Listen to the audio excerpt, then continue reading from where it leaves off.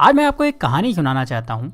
ऐसी कहानी जिसको सुनने के बाद आप भगवान से गरीब होने की शिकायत बंद कर देंगे और आप उस रास्ते पर आगे बढ़ जाएंगे जो आपको अमीरी की तरफ लेकर जाएगा। कहानी कुछ ऐसी है कि एक गरीब आदमी था और वो हमेशा ही भगवान से अपनी गरीबी की शिकायत करता रहता था। उसे शिकायत ये थी कि उसके झोपड़े से कुछ दूर रहने वाला आदमी इतना अमीर है और वो गरीब। उस अमीर आदमी को सब कुछ आसानी से मिल जाता है और गरीब को हमेशा ही मेहनत करना होती है, तब भी कई बार उसे भूखा रहना होता है। रोज रोज की शिकायत सुनकर भगवान ने सोचा चलो आज इसको जवाब दे ही देता हूँ। तो ऐसे में भगवान ने क्या करा कि जो अमीर आदमी था उसको इस गरीब आदमी के बराबर गरीब बना दिया और दोनों को ही मछली पकड़ने वाली एक छड़ी दे दी।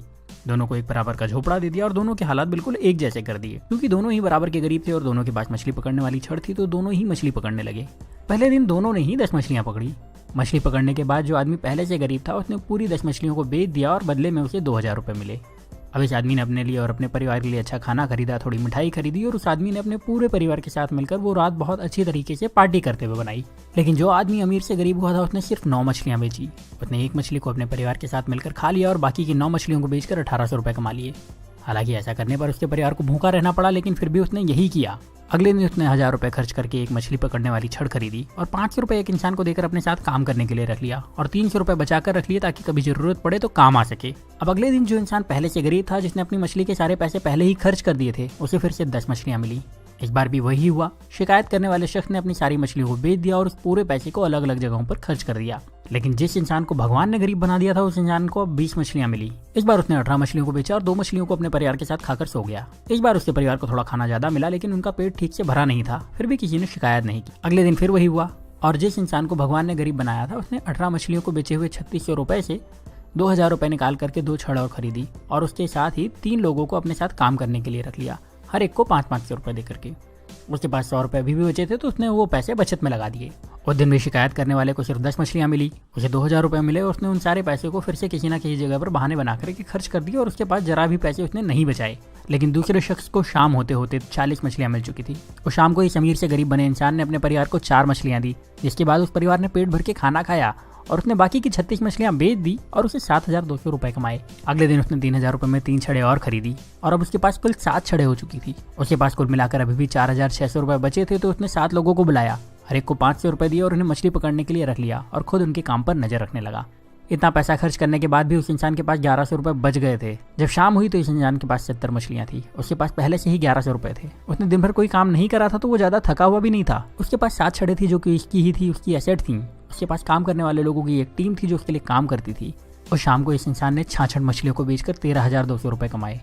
उसके पास पहले के बचे हुए 1100 रुपए तो थे ही, मतलब अब उसके पास अच्छी खासी पूंजी भी थी और उसने परिवार को मछलियों के साथ अच्छा खाना भी खिलाया। अगले दिन उसने फिर से कुछ छड़े खरीदी, इस बार ज्यादा लोगों को काम पर रखा और पहले से ज्यादा पैसे कमाए। रात को परिवार के साथ मछलियां खाई और थोड़ा अच्छा खाना भी खाया। वो आदमी यही काम हर रोज करता रहा और थोड़े दिन में पहले से ज्यादा अमीर हो चुका था।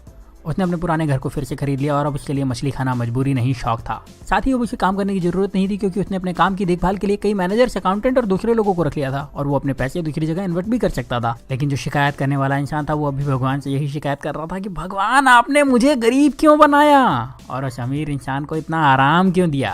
अब आप समझदार हैं, आप ये समझ चुके होंगे कि भगवान किसी का फेवर नहीं करते, वो सभी को एक जैसे ही देखते हैं, सभी को एक जैसे मौके देते हैं, सभी को एक जैसे संसाधन देते हैं, सभी को सफल और धनवान होने का अधिकार देते हैं। पर आपको ये भी समझना होगा कि दुनिया में कुछ भी फ्री नहीं मिलता। इस कहानी में भी आपने देखा कि उस इंसान ने गरीबी से वापस अमीर होने के लिए पहले कुछ समय तक आधा पेट खाना खाया, उसके बाद भरपेट खाना खाया, फिर भी बचत के साथ पैसे खर्च करे और अपने पैसे को सही तरह से इन्वेस्ट भी करता रहा। जबकि गरीब इंसान सिर्फ मजे में लगा रहा और शिकायत करता रहा और हमेशा गरीब बना रहा। अगर आपको लगता है कि अमीर इंसान रिच होने के लिए तकलीफें नहीं उठाते तो ऐसा नहीं है। वो गरीबों से ज्यादा तकलीफ उठाते हैं। वो अपने आराम के लिए गरीब लोगों से ज्यादा मेहनत करते हैं पर शिकायत नहीं करते और वो अपने पैसे का सही इस्तेमाल करते हैं, इसीलिए उन्हें अमीर होने का अधिकार भी है। तो अगर आप गरीब हैं तो अपनी गरीबी की शिकायत मत करिए, बल्कि उस काम को पूरी ईमानदारी से करिए जो आपको मिला है। ये सोचिए कि उसमें ज्यादा से ज्यादा पैसे कैसे कमाया जाए और अपने पैसे को सही तरह से खर्च करिए, अपने पैसे को सही तरह से इन्वेस्ट करिए।